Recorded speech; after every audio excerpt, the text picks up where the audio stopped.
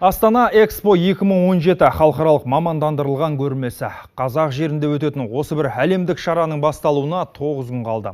Оған бізде жасыл экономика тақырыбындағы түрлі технологиясын әкелетін қатысушы елдер мен халықаралық ұйымдар да сақадай сай. Еліміз осынау ауқымды шараға тыңғылықты дайындалды.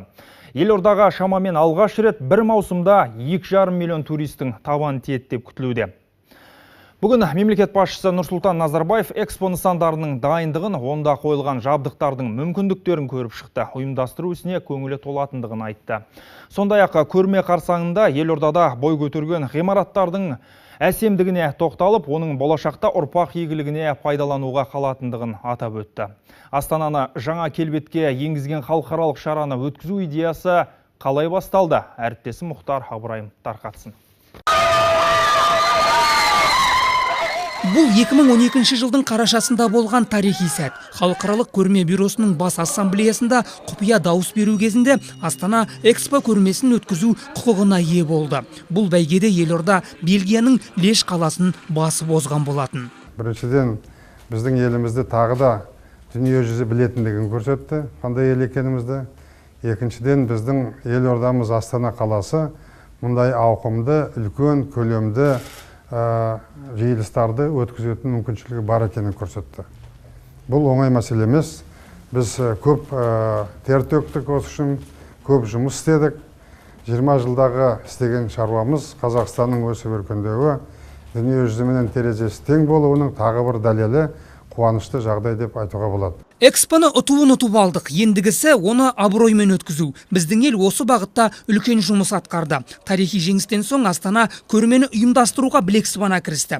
Нұрсұлтан Назарбаев болашақ Экспо өтетін орынға капсула салып, 2014 жылы көрме кешенінің құрылысын бастауға пәрмен берді. Содан бері бірнеше жыл өтті. Күллі ел ортақ мүддемен игі іске жұмылды. Дайындық жұмыстарының соңғы жылдары ерекше қарқын алғаны белгілі. Құрылыс елбасының жіті бақылауында. Президент әрдайым дайындық жұмыстарын қадағалап, құрылыс алаңдарына шейін өзі барды. Қажырлы еңбектің арқасында тұтас бір қалашық бой көтерді деуге негіз бар. Көрме кешені елордалықтардың көз алдында күн сайын көркейді. Строительство такого громадного объекта, как Экспо, идет вследствие определенных затрат государства. И в течение последних 4 лет мы его строим. Фактически мы построили новый район города нашего, столицы.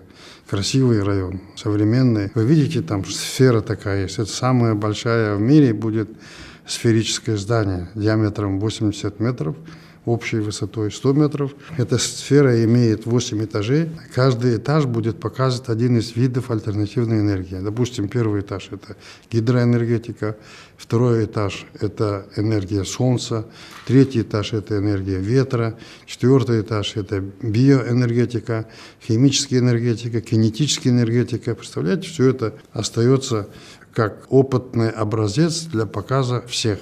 Конечно, и для нас, для казахстанцев. Көрмеге бір аптадай уақыт бар. Жылдың басты шарасы жақындаған сайын әр қазақстандықтың жүрегі толқуы заңдылық. Әлемдік деңгейдегі айтулы шара болған соң жауапкершіліктің жүгі жеңіл емес. Сондықтан елбасы соңғы дайындық жұмыстарымен танысу үшін бүгін Экспоны арнайы аралады. Әуелі президент көрменің басты нысаны болып табылатын Нұр әлем павильонын аралады. Бұл диаметрі 80 метр шар түрінде салынған әлемдегі бірден бір ғимарат. Павильонда болашақтың энергиясы музейі орналасады. Онда Қазақстанмен танысу аймағы болады. Сондай-ақ энергияның негізгі түрлері ұсынылады. Көрмеде біздің елдің жасыл экономикадағы ең үздік жетістіктері көрсетілуі тиіс. Мемлекет басшысы о бастан осындай талап қойған болатын. Бүгін олардың дені Нұрсұлтан Назарбаевқа көрсетілді. Болашақ Астана Қазақстанның 2050 жылғы елордасы экспозициясы, ғарыш энергиясы залы, қазақстандық 28 ғылыми жобаны және жасыл экономика тұжырымдамасы жөніндегі жобаларды қамтитын жасампаз энергия аймағы. Сондай-ақ Қазақстанның Такамак материалтану термоядролық реакторының моделі, энергетика мен қоршаған ортаны қорғау саласындағы мемлекет басшысының бастамалары көрсетілген медиа қабырға таныстырылды.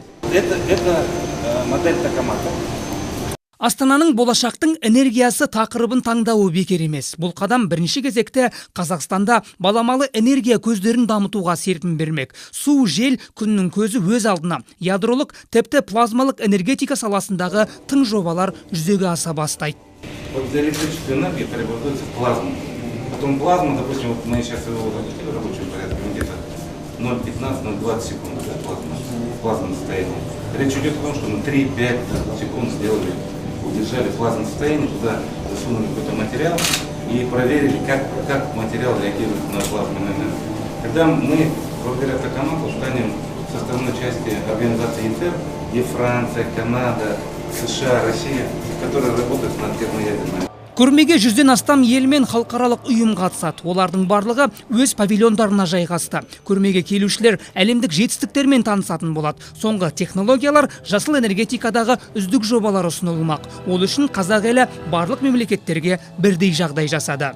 Павильондарға 1 қарашадан бастап орналастырдық. Бұған дейін көрме Миланда өтті. Сол кезде ондаған ел дайын болған жоқ. Әзірліктерін шара басталғаннан кейін аяқтады. Біз мұндай кемшін тұстарды алдын ала ескердік. Жуырда халықаралық көрме бюросынан тексеру келді. Инспекциялық комиссия дайындығымызға жоғары баға берді. Қазақстан айтулы шараға тыңғылықты дайындалды. Ұзын саны 2,5 миллион турист келеді деп күтілуде. Меймандар экспо кешенін аралап, қаланың заманауи келбетімен таныса алады. Қонақтар қазақтың қонақжайлығына тәнті болып қана қоймай, ұлтымыздың салт дәстүрлеріне де қанығады. Мерекелік концерттер мен көрмелер көптеп ұйымдастырылмақ. Алдағы 3 айда арнайы бой көтерген конгресс-холл шараның басты мәдени ошағына айналмақ. Нұрсұлтан Назарбаев мұнда да болып, шаңырақ аспан залдарын, VIP террасаны, концерт залын көрді. Конгресс орталық көп функционалды мәдени әрі ойын-сауық орталығы. Онда 2192 орынға арналған көрермендер залы және 4 конференц зал бар. Қазақстан президентіне көрменің ашылу рәсімі қалай өтетіні көрсетілді.